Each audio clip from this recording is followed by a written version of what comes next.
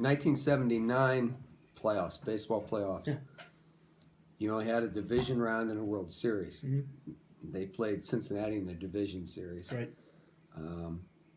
This is right at the end of the Big Red Machine era. Oh, yeah.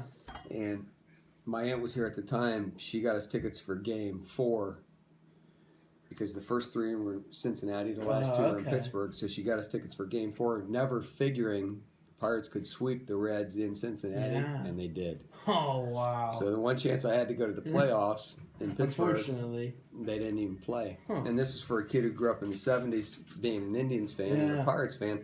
The Indians couldn't sniff the playoffs. So it was my chance to be at a playoff game.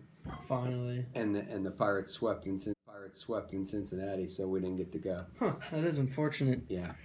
Fast forwarding to 2009, the Penguins finally getting their first Stanley Cup, also in 7 games since the 90s. Can you walk us through that a little bit and your experiences as in that summer? My best memories of that were with my son Sam, because he was just becoming a hockey fan at that point. Right.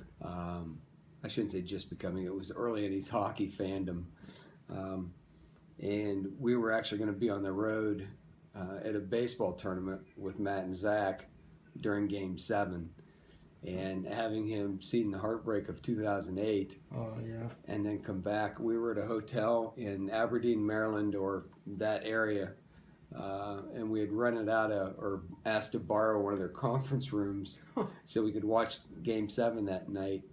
So there was this whole gang of Pittsburgh fans down there, piled in a hotel. Yeah, it turned into quite an evening.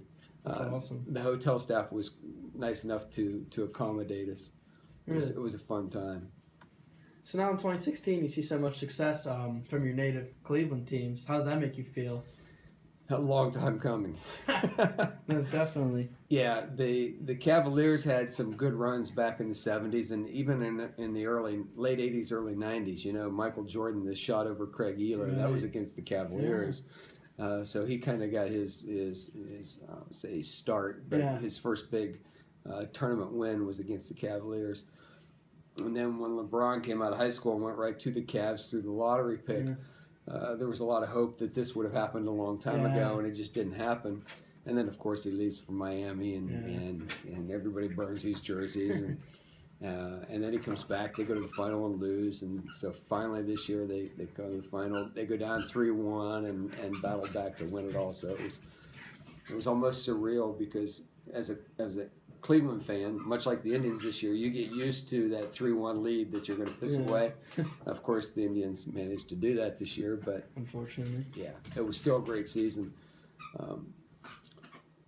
The NBA and the NHL even are so much different than baseball because of their salary caps and the fact that every team has a chance to be competitive.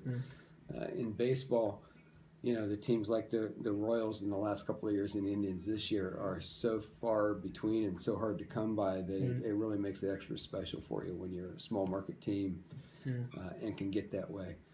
And the Pirates were just a year or two ago, I thought, were in the position to do that and just couldn't quite get over the hump. You know, that wild card, the division they were in made them be a wild card, and then having to face that one ace pitcher in a wild card game just made it too difficult for them. So we'll see as time goes on, but it makes it very hard for a small market, low budget team to compete. Oh, definitely. Absolutely. Thank you very much, Mr. Fagley. You're welcome.